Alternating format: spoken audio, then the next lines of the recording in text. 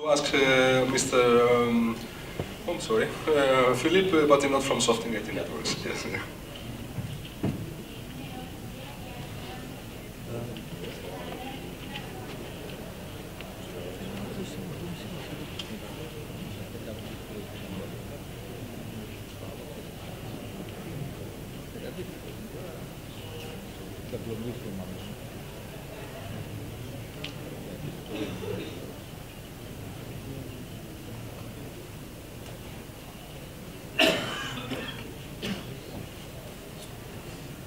Where's the stick? Okay. Everybody can hear me clear? Yeah? All right, lovely. Kalimera, hello, bonjour. So I'm saying hello in French because I'm French. So I have already to apologize about my bad accent, but I will do my best to be understandable by everybody, all right? My role today is to explain you what kind of way you may have in order to test your links if you want to introduce new critical application on an older cabling base. I can already thank you, Signore Sforte, by explaining what can be the future for us with the augmented reality. And as he said also, we will have a bright future with a lot of interesting, profitable activities and also cool things which will touch our life. But in the meantime, everything will be related to the quality and the capability of the cabling infrastructure to support those data rates. Okay, so now I will effectively try to explain you how is the best way to qualify the data rate on an old cabling system. Are you sure it's work? Okay, all right. So as a short introduction, I want to introduce my company. So Softing is a medium-sized German company, all right? And we are approximately 400 people. We are in public share in Germany. We are making around 85 million euro a year. And we have three main divisions. The first one is the automation division. The second one is the industrial division. The third one is the IT networks division, all right? And this company is really focused on test and measurement since 1979, all right? And we are developing or also partnering with interesting, let's say, software editor in order to provide the best solution on the physical test level from the copper, fiber, or the Wi-Fi part. Okay. Where we are, so we are effectively an international-based company. We have offices in US, we have R&D in Europe, in Asia, mainly at Singapore, and we have several branch offices. So we are dealing with specific, let's say, contractors or value-added partner in order to, let's say, address all the market needs everywhere we can. Now the demand and speed. And this is what can be an issue if you have to deploy new technology on an older cabling system. What I mean by that is the demand in speed is drastically impacted by the Wi-Fi and the wireless industry. Behind me you can see some statistic and market study where effectively we already, let's say, talk about having a data rate capability bigger than 1 gigabit. Okay? Considering that most of the cabling systems worldwide are still Cat5e or Cat6, what is the limitation of those cabling systems? Any idea? Please try to interact fast with me because I only have 20 minutes. So if anyone has an idea, there is no mistake or no bad answer. But most of the time, let's say the legacy cabling we can find in the building are limited by nature. It's a short summary, but at 1 gigabit per second. Okay, but as you can see behind my back, sorry, there is a lot of new protocols who are providing much more than 1 gig. So when you have effectively to implement Wi-Fi or wireless technology, but it also impacts a lot of different things, you have some bottlenecks. The bottlenecks number one is the active equipment. For sure you will have to change it, but it's easy to replace somehow. The most impactful is effectively the cabling. The cabling is less easy to replace. I invite everybody to consider to implement the latest technology, which can be Cat6a, for example, inside a building. But when you have a job to do, but you don't have the budget yet to change your cabling, you have to take a decision. Okay, so a lot of experts and active equipment manufacturers has worked on a specific, let's say, project in order to support also the trend of, let's say, the demand in spin. And most of the people today are, let's say, using more and more and more data, meaning that there is an impact at the end of the day on the cabling part. What we can see here is effectively some, let's say, increase on the number of cells who are sold per year. And as you can see, we have more and more and more 1 gigabit, which start to decline, but more 2.5, 5, and 10 gig. 40 gigabit Ethernet mainly for the data center at present time, and maybe 25 will come sooner or later. And the 25, 50, and 100 gigabyte for sure will take place in the first instant in the data center, but will surely, but lately, will arrive also in the office. Now, what you have also to consider is to use some PoE application. So I mean by that when you want to install, for example, a new access point, okay, and you want to use the PoE on the link which has been installed in, let's say, 1980 or even 2000, PoE was not so strong. PoE was not implemented as we can find today. And as you can see, there is a lot and a big explosion of PoE ports and PoE application because people now can effectively put current on an AP without putting another high power cable. Okay, so it's a real benefit. That's why a lot of companies are implementing and using that technology on a daily basis. Hello, so sorry, it's a short.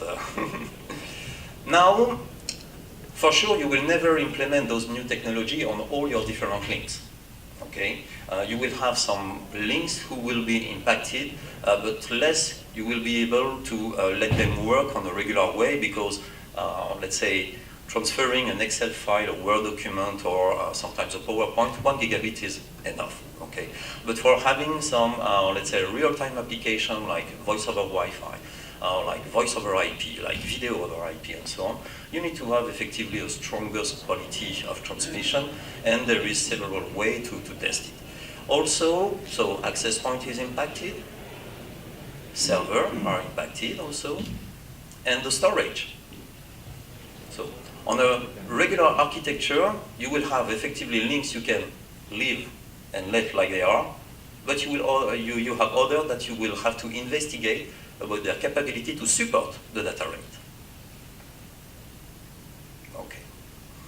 Now, a few minutes ago, I was starting to say that effectively some people coming from the active equipment industry, I'm talking about Cisco, I'm talking about Intel, I'm talking about different vendors like Broadcom and so on, they have developed a technology which is the N-BASE-T. N-BASE-T can be a first answer you can have in order to implement newest data rate on all cabling link. Okay, and in 2016, effectively, the IEEE 802.3BZ, all right. So sorry, in my life there is a lot of acronyms and codes. They found a way to effectively implement 2.5 gigabit over Cat5, and mainly Cat5e, sorry, and 5 gigabit over Cat6. Remember that by definition, those two standards and protocols were only capable to support 1 gig. So now we have optimized the coding, we have optimized the way of transmitting, and we are capable to reuse and transmit 2.5, 5 times more than we use, that we supposed to do in the past. Okay. Now, you will not be able to make it on all your links. There is some combination because for sure your cabling has take some ages, it has taken some hertz, it has taken some different variation due to the temperature, humidity, and so on. Okay, so you will have to requalify before installing a new active equipment. The best things to do in order to not buy something who will not run properly is to test the link in advance. All right. So how you can be sure that effectively your old links will be able to support those new data rates? Okay. Okay? And here are the different questions we are effectively taking into account before buying this kind of equipment. How to be sure? The best way is effectively the certification. Okay? Certification is effectively a way to track, test, and certify, so we give a real proof that effectively all the electrical parameters are, let's say, in line with what are the standard definition. Here we are talking mainly about the ISO standard, the CENELEC or the TIA. Just for your memory, TIA is more an American standard, while ISO and CENELEC are more, let's say, European one. Testing against effectively those standards, so the TSB 5012 or the ISO 11801 9904, is the must. Now, this is effectively a process which is not enough on the real life. Why? Because the install base is mainly UTP cable type.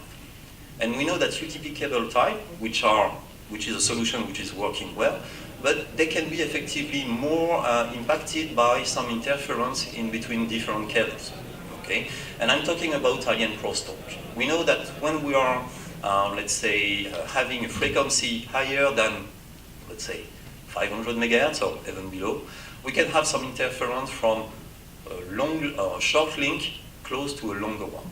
Okay? And it exists some process to certify that effectively the link victim will not affect or will not be affected when making a transmission. Okay? But this is additional test to run into the field. How to be sure effectively the recertification should have to take into account the alien crosstalk and the alien signals to noise ratio. Here you can see that the theory. If you want to be sure that the link you want to run, a certain data rate, is not impacted by the other one, you can see, where is the pointer?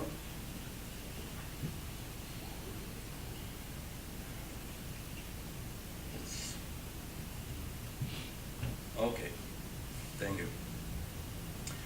So you can see here,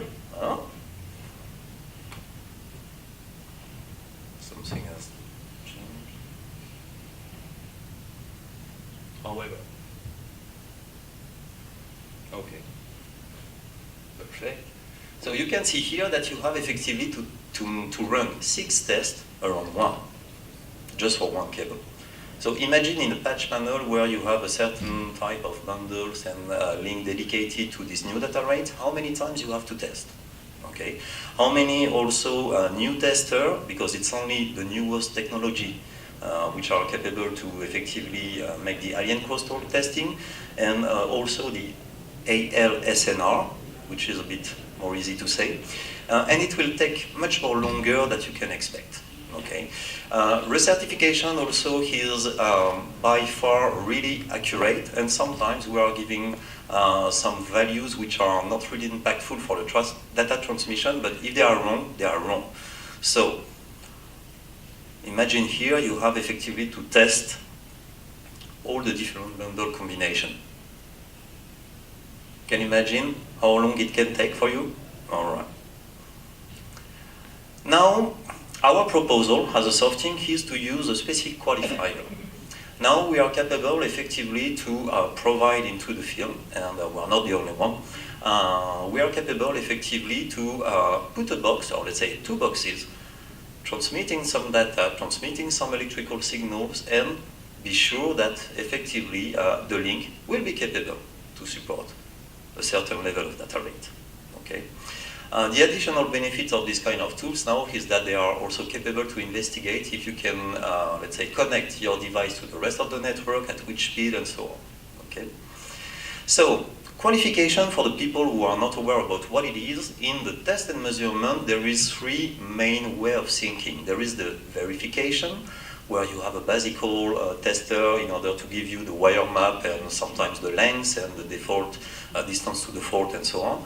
You got the certification with the highest technology product where you can find into the market in between 8,000 to 12,000 euros for copper only.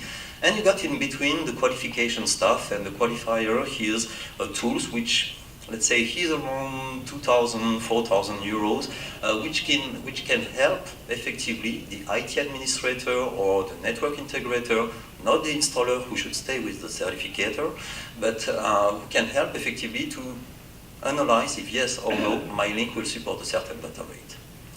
Now, Qualifier, it's a new way with the latest data rate to effectively give you a real view of the data rate transmission capability. Qualification effectively on passive will perform the wire map, the lengths, because everybody knows that we have certain lengths on copper to not exceed, all right? And we can effectively make some troubleshooting, because you can imagine that a link which has been installed 15 years ago, there is a lot of things happen around, and maybe there is one wire which is not connected yet, maybe there is many other issues that you cannot imagine, but which is your reality, okay? And now with this kind of tools, you are capable effectively to test and simulate some traffic from 100 megabyte, 1 gigabyte, 2.5 gigabyte, 5 gigabyte, and 10 gigabyte. And this is one of the topics of the NBASE-T Association, is to provide some technical solution in order to support all the main data rate that we are using or you will use tomorrow. Okay. Troubleshooting, effectively, we can make some troubleshooting, pings, network discovery, PoE testing in real time. Which voltage do you have? Which class of PoE are you supporting, and so on and so on. Now here are effectively the three main tests that we are providing in order to be sure that a link, an old one, will support the newest data rate. The first one is the signals to noise ratio. Effectively, we are giving a look on the space in between the transmission signal and the noise around. Okay.